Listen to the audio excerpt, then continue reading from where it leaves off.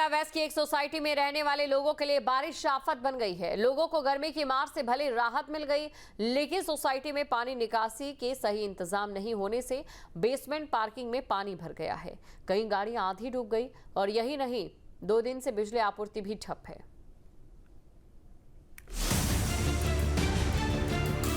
पिछले 2 दिनों से जारी बारिश के चलते जहां दिल्ली एनसीआर में मौसम सुहाना हो गया है, वहीं ग्रेटर नोएडा और नोएडा में बारिश लोगों के लिए आफत बन गई है। दरअसल ग्रेटर नोएडा वेस्ट की एक सोसाइटी के बेसमेंट में पानी भरने से 15 से अधिक गाड़ियां पानी में आधी डूब गई, जबकि कई गाड़ियां तो खराब हो गई। ग्रेटर नोएडा की इको विलेज 1 सोसाइटी के अंदर हम मौजूद हैं और यहाँ बेसमेंट में बारिश के दौरान पानी भर जाने से कई गाड़ियाँ खराब हो चुकी हैं। उसी बेसमेंट में मौजूद हैं। तस्वीर आपको दिखाएं तो ये इको विलेज 1 सोसाइटी का बेसमेंट है, जो पार्किंग के लिए भी बिल्डर द्वारा अलॉट किया गया था। तमाम लोगों की गाड़ी खड़ी करने की जगह है। यहाँ पर बारिश के बाद अब देखिए अभी भी हालात ये हैं कि पानी के अंदर जो गाड़ियाँ हैं वो खड़ी हुई हैं। कल घुटनों तक पानी होने की जानकारी इन लोगों के द्वारा दी गई थी और काफ़ी गाड़ियों के इंजन में भी पानी चला गया, जिससे उनमें भारी खराबी हुई और पानी के चलते ही इस सोसाइटी की जो बिजली है वो पूरी तरीके से गुल है। यहाँ पर इलेक्ट्रिसिटी पैनल में भी मॉइस्चर आ गया है, जिसके बाद तकरीबन 40 घंटे से बिना बिजली के तकरीबन 7,000 परिवार रहने के लिए मजबूर हैं। आप इस सोसाइटी में रहते हैं, किस तरीके के हालात हैं? सर यहाँ पे एक्चुअल में क्या है कि जब बेसमेंट में जो है कभी लाइट नहीं रहती है तो जैसे डीजी भी बंद हो जाता है तो बिल्कुल अंधेरा हो जाता है, और हम लोग ऊपर से निकल के जब नीचे आते हैं तो देखते हैं कि पानी भरा हुआ है। अब छोटे छोटे बच्चे होते हैं, फिर ये डर रहता है कि कभी कोई कीड़ा मकोड़ा, जो बारिश का मौसम है, कोई बच्चे को काट लेता है या हमको ही काट लेता है, या कौन इसको देखने वाला है। यहाँ पे गार्ड वगैरह भी जो नौकरी करते हैं वो भी बेचारे कहते हैं सर हम मजबूर हैं, कहाँ जाएं। और ये इसकी वजह से जो डेंगू मलेरिया जैसी बीमारी जो फैलती है उसके लिए कौन देखने वाला है यहाँ पे। कितनी गाड़ियाँ कल डूबी, क्या हालात? सर अप्रॉक्स 15 से 20 गाड़ियाँ ऐसी थी जो डूबी थी कल यहाँ पे। बहुत सारी तो ऐसी थी जिनके इंजन सीज हुए हैं, जिसको लेके जो जिनकी डूबी थी उन्होंने जो कंप्लेंट करी फैसिलिटी पे, तो वहाँ पे बदतमीजी करी गई उनके साथ में। यही नहीं, बारिश की वजह से बिजली के मुख्य पैनल में नमी आने से बिजली आपूर्ति भी बाधित हो गई, जिससे लोगों की दिक्कतें और बढ़ गई। ग्रेटर नोएडा वेस्ट की इको विलेज 1 सोसाइटी में है। यहाँ के बेसमेंट में पानी घुस गया। पानी घुसने के बाद जो बिजली का मुख्य पैनल है उसकी तस्वीर मैं आपको दिखाऊं।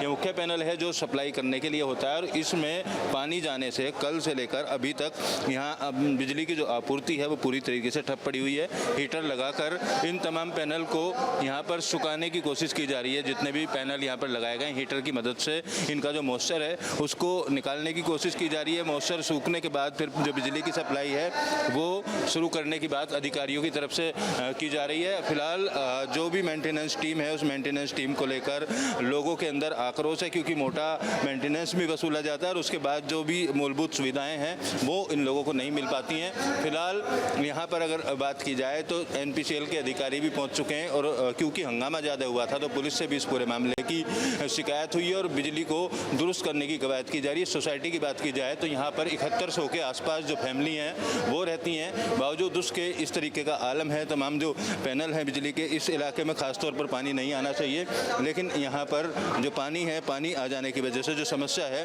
वो बहुत ज़्यादा बढ़ चुकी है। सोसाइटी में रहने वाले लोगों के मुताबिक बारिश की वजह से बेसमेंट में कई फीट तक पानी भर गया। पानी भरने से बेसमेंट पार्किंग तालाब जैसी दिखाई दे रही। लोग कई दिनों से परेशान हैं, लेकिन उनके सुनने वाला कोई नहीं। एक और जहां गाड़ियां पानी में डूबी हैं, वहीं बिजली नहीं आने से सोसाइटी के हजारों लोग परेशान हैं। बच्चे स्कूल नहीं जा पा रहे, लोग बिना पानी और लाइट के घरों में कैद हैं। भैया मैं B2 टावर में रहती हूँ 002। एक तो सबसे बड़ा परेशानी है, मेरे यहाँ DG का पॉइंट होते हुए मुझे DG नहीं मिल रहा है। मेरे बच्चे का पेपर चल रहा है, मेरी बेटी की तबीयत खराब है। हम रात से पंखे हाँक रहे हैं, बच्चों को अंधेरे में बैठे हुए हैं। बाहर बच्चों को भेजा, बेटा स्ट्रीट लाइट में पढ़ रहा है। अंत में किसी के यहाँ लाइट था, मैंने उसके घर भेजा, जाओ वहाँ पढ़ लो। पूरा पानी भरा था, निष्कासित मतलब पानी को निकालने का कोई रास्ता नहीं है सोसाइटी में। लोगों की कार आधी ज़्यादा डूब चुकी है और उसको 3-4 मोटर लगा के कल ये निकालने की कोशिश कर रहे थे। अब कितना पानी निकला, वहाँ पे पूरा कचरा बह के भी आ गया है पानी का।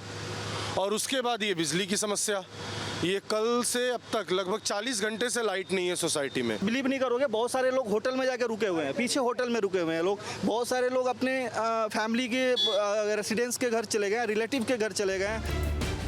हाई राइज सोसाइटी के लोगों को आए दिन ऐसी दिक्कतों का सामना करना पड़ रहा है। मेंटेनेंस शुल्क के नाम पर हर महीने हजारों रुपए खर्च करने के बाद भी लोगों की परेशानी जस की तस है।